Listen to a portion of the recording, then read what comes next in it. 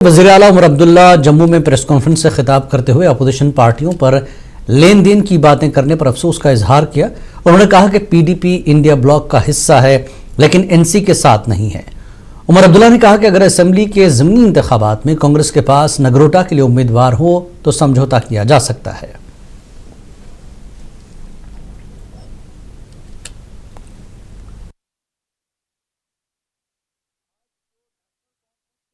Vote देने के लिए लेन देन की बात चल रही है। अगर कांग्रेस का उम्मीदवार होता तो शायद ये लेन देन की बात नहीं होती, क्योंकि इंडिया ने ना अब तीसरा सवाल आपको नहीं मिलेगा। इंडिया ब्लॉक के हिस्सेदार होने के नाते शायद कांग्रेस ये उम्मीद करती कि उनका वोट जो है वो पीडीपी को जाता, लेकिन अब 2 असेंबली के बाय इलेक्शन भी आने हैं, इसमें भी कांग्रेस के साथ बातचीत चल रही है। अगर कांग्रेस के पास नगरोटा के लिए एक बेहतरीन उम्मीदवार हो तो हम कांग्रेस के साथ नगरोटा। पीपल्स डेमोक्रेटिक पार्टी की सदर महबूबा मुफ्ती ने इंकशाफ किया कि नेशनल कॉन्फ्रेंस के सरबराह फारूक अब्दुल्ला ने आइंदा राज्यसभा इंतखाबात के लिए पीडीपी की हिमायत हासिल करने के लिए उनसे राब्ता किया। उन्होंने कहा कि फारूक साहब ने मुझे फोन किया और कहा कि उन्हें मदद की जरूरत है। मैंने उनसे कहा कि हमारी सीनियर क़यादत बैठकर इस पर बात करेगी। तब मैंने इसे ये भी बताया कि हमारे कुछ बिल ऐसे हैं जो हम पिछले असेंबली इजलास के दौरान लाए थे, जिसे ज़मीन पर रहने वाले गरीबों को रेगुलराइज करने से मुताल्लिक और यौमिया उजरत का बिल है, इसलिए इनमें से कम 1 या 2 को इस बार पास किया जाना चाहिए। देखिए, फारूक साहब ने मुझे फ़ोन किया, उन्होंने बोला कि हमें सपोर्ट की ज़रूरत है। मैंने उनको ये बताया कि देखिए सपोर्ट जहाँ तक है हम आपस में अपनी हमारे सीनियर लीडर बैठ के बात भी करेंगे, मगर मैंने उनको बोला हमारी कुछ बिल्स हैं जो पिछले सेशन में भी लाई थी, हमने आज भी लाई हैं। कम से कम उसमें 1-2 बिल्स तो हमारे आप पास करवा दें, चाहे वो जो लोगों के जो गरीब लोगों की घास चराई में 3 साल से ज़्यादा वक्फे से जो उनके पास जगह है, मकान है, दुकान है, गाँव खाना है, उसको रेगुलराइज कर लीजिए। या जो डेली वेजर बेचारे हजार इतने सालों से 20-25 बिल पास करने के बदले एनसी को राज्यसभा इंतखाबात में सपोर्ट देना, सिर्फ लैंड बिल जो चंद अमीर होटल वालों के लिए लाई जा रही है, इसको पास करने की एक चाल है। बीजेपी तर्जमान अल्ताफ ठाकुर ने कहा कि इस बिल में जम्मू में बसे मुहाजिरीन के लिए कुछ नहीं रखा गया है।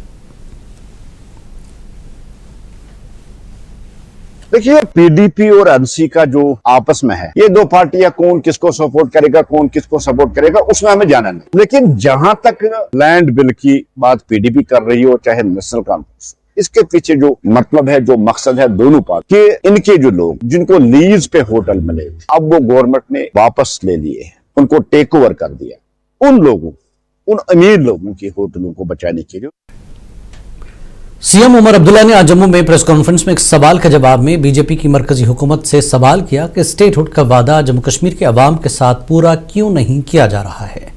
मजीद क्या कहा, आप सुनिए।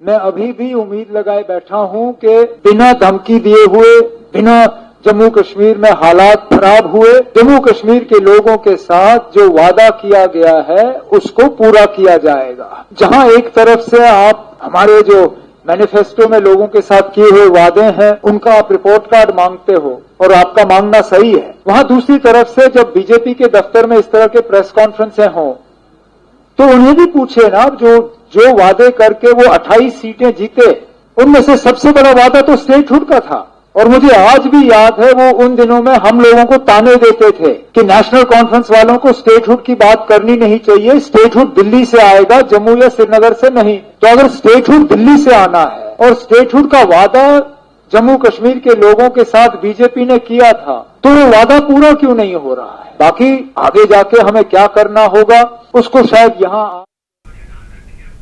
नायब वज़ीर आला सुरेंद्र चौधरी ने आज कहा कि बीजेपी पीडीपी इत्तेहाद सरकार और एलजी के दौरे हुकूमत में जम्मू कश्मीर ने सिर्फ बर्बादी और रिश्वतखोरी देखी है और कुछ नहीं। श्रीनगर में मीडिया से बात करते हुए चौधरी ने कहा कि अगर एलजी और पीडीपी बीजेपी से पिछले 11 साल का हिसाब लिया जाए तो सब की हकीकत मंजर आम पर आ जाएगी।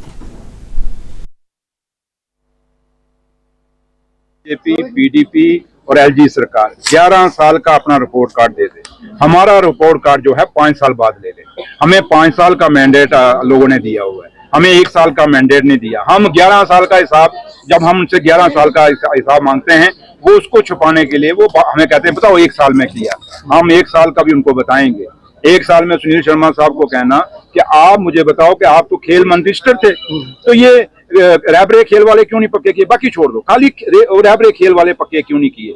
11 साल वो बीजेपी के दफ्तर के बाहर है। सुनील शर्मा साहब, आपने वो खेल रैबरे खेल वाले पक्के क्यों नहीं है? दिल्ली वेजर छोड़ दो, दूसरे एसपीओ छोड़ दो, आप जो रैबरे ज़राअत, रैबरे जंगलात, ये सारे छोड़।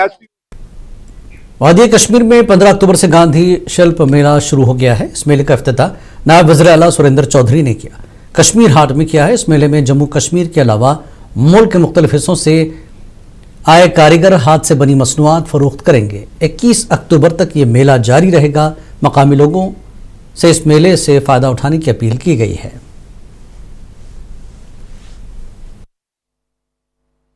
इधर ये आज जेके टीपीओ की तरफ से 6 दिन का मेला लगा है यहाँ पे कश्मीर हट में, और यहाँ पे सारे क्राफ्टमैन थे। मार्केट से आपको यहाँ पे 30% लेस मिलेगा।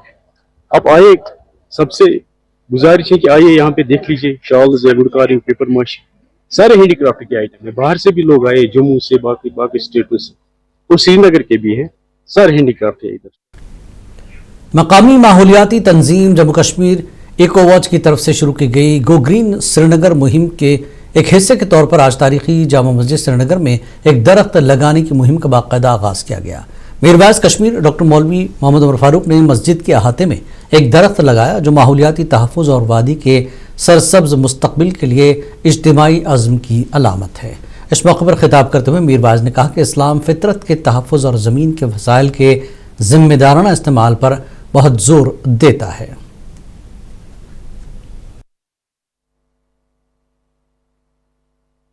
माहौलियात पे, एनवायरनमेंट पे काम कर रहे हैं, और मुझे खुशी है कि आज जो है ये गो ग्रीन इनिशिएटिव जो है वो जामा मस्जिद से इसको यहाँ पे श्रीनगर में लॉन्च किया गया है। और पूरे इस इलाके में और ख़ासकर जामा मस्जिद के इस अहाते में हमारी ये कोशिश है कि माहौलियात का जिस तरह से भी हम तहफ़्फ़ुज़ कर सकें हमें करना चाहिए, क्योंकि जाहिर सी बात है कि माहौलियात जो है वो हम सब के साथ जुड़ा हुआ है। और अगर हम दीनी लिहाज से भी देखें, अल्लाह ताला भी कुरान करीम में फरमाते हैं कि वला तुफ़सिदू फ़िल अर्दि बाद इस्लाहिहा, यानी ज़मीन को ख़राब मत करो, अपने जो ज़मीन को आप बर्बाद मत करो। इसलिए ज़ाहिर सी बात है कि जहाँ पे हमें इस्लाम इस बात की तरवीज देता है, वहाँ पे बहसत मुसलमान हमें ये देखना है कि हम। Islamic University of Science and Technology ने National Institute of Micro Small and Medium Enterprises Hyderabad के ताउन से इनोवेशन कैंपस अवंतीपुरा में ऑयल सीड मिशन के साथ मरबूत साइंसी शहद की मक्खियों के पालन पर कौमी सतह के सेमिनार का इनेकाद किया। रियासती वजीर जावेद अहमद डार ने professor Shakeel Ahmad Romshoo, vice chancellor IUST, faculty मेंबरान और फील्ड के माहिरीन की मौजूदगी में बतौर मेहमान खुसूसी शिरकत की। जावेद अहमद डार ने मीडिया से गुफ्तगू करते हुए किसानों के देरना मुतालबा जल्द पूरा कर दिया जाएगा और बागबानी के शोबे के लिए फसल इंश्योरेंस स्कीम नवंबर के आखिर तक शुरू कर दी जाएगी। उन्होंने कहा कि नेशनल कॉन्फ्रेंस की ज़ेर क़यादत हुकूमत जम्मू कश्मीर के लोगों के से किए गए वादों को पूरा करने के लिए एक मजबूत मौक़िफ़ रखती है। इस यूटी की जो हमारी प्रोग्रेस जो है, मतलब हॉर्टिकल्चर के जो हमारी टोटल जो हमारी प्रोडक्शन है वो मेरे ख्याल से 23 लाख मीट्रिक टन, तो एक बहुत बड़ी इंडस्ट्री हमारी है। तो हम कोशिश कर रहे हैं कि इसको एक ऑर्गेनाइज तरीके से हम चलाएं। और मुझे लगता है कि अभी जो 1 महीने पहले जो नेचुरल क्लाइमेट की वजह से बहुत सारे इश्यूज खड़े हुए थे, जैसे रोड का बंद हुआ था, डिजास्टर हुआ था, उसके बाद मेरे ख्याल आपको रखिए बाखबर, देखिए मुनसिफ टीवी, लाइक कीजिए, शेयर कीजिए और सब्सक्राइब कीजिए। स्क्रीन पर दिया गया बेल बटन जरूर दबाइए।